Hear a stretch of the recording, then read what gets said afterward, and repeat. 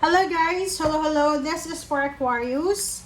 Welcome Aquarius dito sa aking channel, Kapalaran 888. Welcome! Alamin natin Aquarius ko ng messages, vibration, gabay, energy para sa inyong lahat. So, yung first three cards mo dito ay Judgment, Knight of Cups, and Strength. Alright.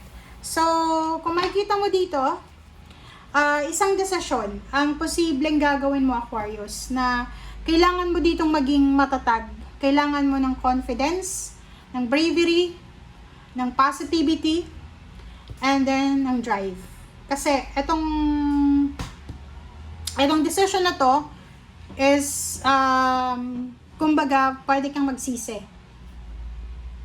Sa bandang huli, kung hindi mo siya maayos na pagdesisyonan. So like for example, there's a love offer.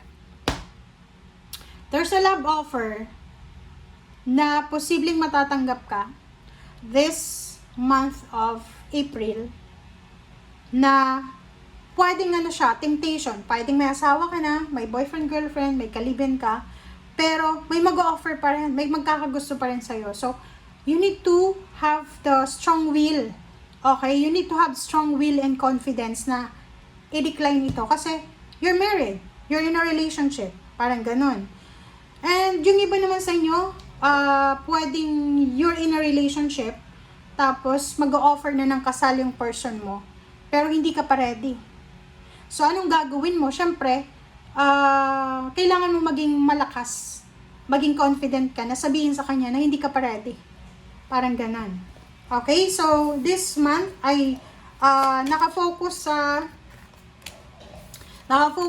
decision making yung gagawin mo. And another is the moon and the hermit. So, sinasabi ng barahan na mayroon kang kinakatakutan. Natatakot ka. Hindi ko alam kung kanino ka natatakot or kung saan or kung bakit. But the hermit here, sinasabi ng barahan na harapin mo kung ano yung kinakatakutan mo. Huwag kang matakot and at the same time, magkinig ka sa sinasabi ng intuition mo and ng puso mo. And doon ka lang sa liwanag.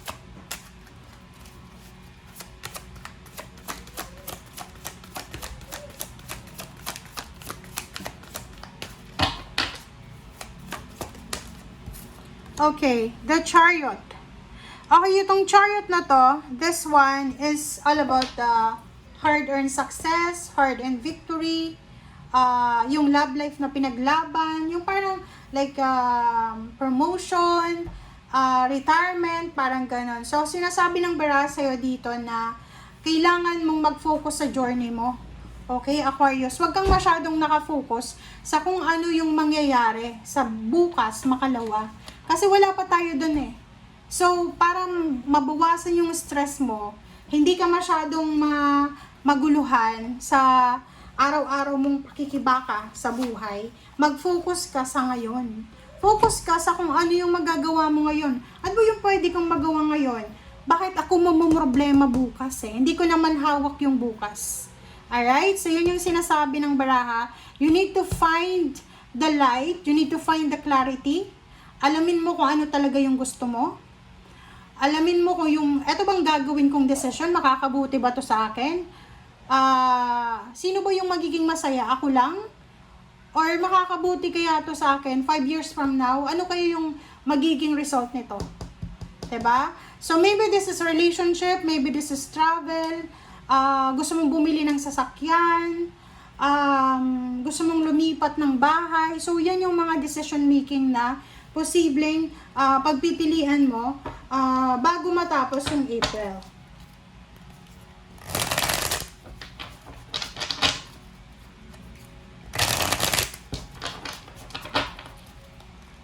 Okay, let's clarify. For the judgment, judgment is number 9, Archangel Raziel. Oh, 'di ba? Sabi ko sa'yo kanina eh.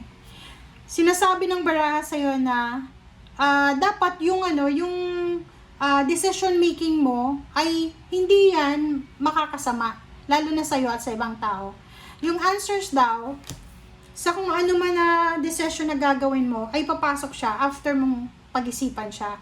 So, you need to pray, you need to meditate, para malinaw. Magpahinga ka, matulog ka, kumain ng tama, mag-rest talaga, spend time with the nature, and then dun ka after that, magdesisyon ka na.